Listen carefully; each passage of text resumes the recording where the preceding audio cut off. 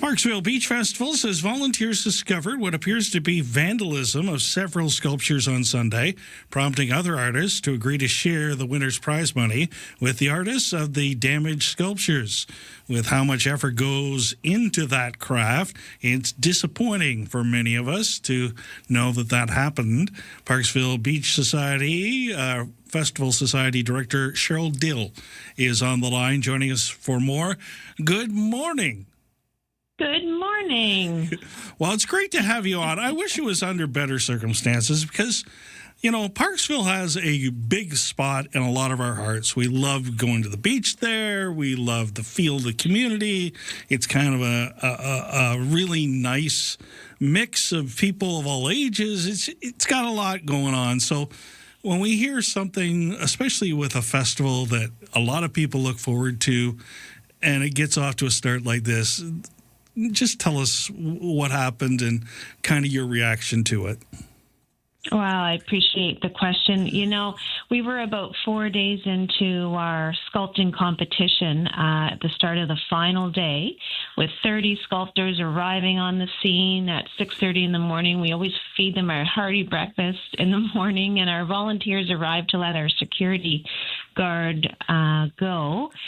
And, you know, it was a rainy night. We were happy for some rain, and our sculptures were protected. So we did see a little bit of rain damage that we can all work with, but what we didn't expect was the destruction of 5 sculptures altogether, 4 of which were in the competition, and 1 was an interactive sculpture for the public to walk up to, touch, get some photos, and that was completely kicked in. So we were really disappointed. In addition to that, some of the logo berm that we really hold dear to our hearts because it's a dedication to our sponsors, that was damaged. About 7 of the 30 logos that had been created on that were smashed in with a shovel. So we were just so disappointed and disheartened. There are a few tears. Lots of hugs were going around from sculptor to sculptor. And, we had to figure out quickly what to do. Now, I'm not an artiste type myself, but I understand the dedication and how you put so much of yourself into a sculpture like this. And it's not just the skill, your heart is going into it as well. So I can understand why people are so emotional. Yeah. You know, this is, for these sculptors, it's their life's work. They work year-round sculpting. They're master sculptors.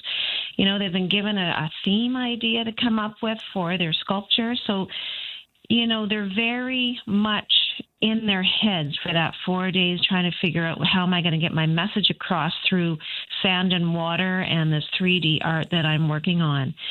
And that final day is really about refining that message, refining that story in the sand. And when you come in and basically that's been destroyed and compromised and your power has been taken away somewhat, it really is disheartening. And it was really sad for us as organizers that work year-round on this festival to see that effect and that impact that it had on them.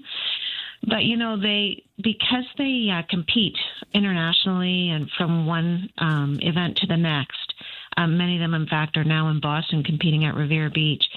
They know each other well. They're like family. They're like family to us because we've been hosting them since, you know, for years here in Parksville. Since 1982, we've been having this competition. So, you know, we rallied around. We consulted with them. They consulted amongst themselves and really came up with, I think, a really good plan to address the competition from the doubles category. And they were all really happy with the results. And you know what? They're professionals, and those sculptures look amazing. People would never know what kind of destruction unless you see the before and after pictures. As well, 2 of the sculptors stayed behind. One was our master judge who creates the logo berm, as well as Dmitry Klemenko from Russia, whose sculpture was took the biggest impact. There was a lady with a sword at the very top of probably lost about 2.5 feet of his sculptures. He stayed behind and worked on the interactive sculpture for the public to enjoy. So the 3 monsters that people can gather with and take photos are back in action. So it really is a fantastic group of people that we have to work with for that 5.5 weeks and enjoying their art. And we're just so grateful that it all worked out well. Cheryl, I guess if there's any silver lining to someone like this kicking sand in your face, it's the fact that any publicity is good publicity. You have an amazing event where thousands of people to come to see these. And this incident just puts you firmly on the radar again. Well, it was a tough decision that, we had to rally and say, what do we do? Do we tell everybody what happened and tell everybody the truth and, put those vandals on stage to a certain extent? We don't want to glorify the terrible action that these vandals did. But at the same time, we feel that the truth is important. It's who we are as individuals on our board. And we just needed to honor the sculptors. So, a lot of the sculptors just were so disheartened and just, we needed to rally for them and let people know that, come on and support them. They traveled all over the world to put on some entertainment for you. We're a not-for-profit society, so any funds that, it's an expensive event to run. So we appreciate the donations that come in, and proceeds from those donations go back to 24 local not-for-profits. And so, if we do have extra people coming in to see the event, then that's just a bonus, but it all goes back to the community, and that's why we do what we do. There's something about this kind of art, too, because it does have a specific short lifespan. And, it's kind of like life is beautiful and then it's over. And this art sort of draws our attention to that nothing lasts forever, but yet in its moment, it's stunning. You're absolutely right. It really is about, what message do you take from that art? How do you interpret it?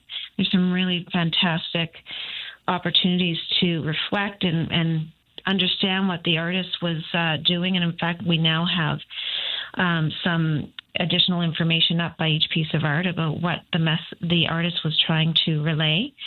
But really, it's about shared memories, people coming in. I mean, you watch families come in, friends come in and get their picture by their favorite sculpture and, have a conversation about elements of each piece of art. And, it's a shared experience that people love every year. I mean, we hear so many people say, hey, I'm living in Parksville now, but I used to come here as a kid to see the sand sculptures. So it's really a wonderful experience for so many.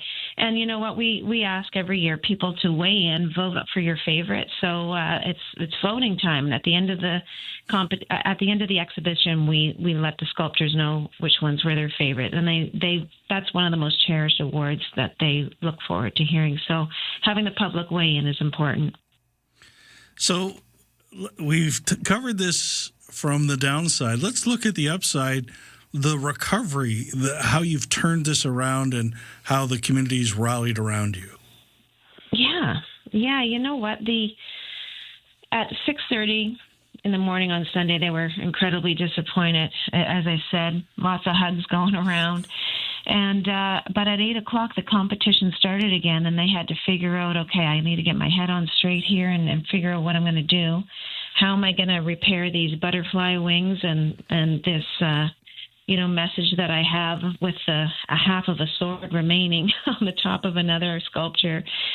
And so they're incredibly professional, and they've got a lot of experience, and many of them have said to me, we've dealt with vandalism before at our competitions with our art, and, we will survive this, and we will rally and get this done and leave you with some great artwork to enjoy. And sure enough, that's what they did. The site looks fantastic. There's beautiful messages in the sand. So, and yesterday morning, Monday morning, we turned the competition over to the exhibition. So the grounds look great. The interactive piece is repaired. The berm looks terrific. And it's really like it didn't happen, other than, you know, a little bit of scarring for all of us emotionally, but we're moving forward. And then we did add some extra security. The city did find some camera footage, and we're working with the RCMP on that. So we feel like we're in a good position to move forward and put this past us. Well, thanks for joining us this morning. We wish you luck with the rest of the festival for sure, and hopefully the whole island, after hearing the story, will rally around you some more. Thanks for joining us. Thank you so much. I appreciate your support. There you have it. Cheryl Dill from the Parksville Beach Festival Society.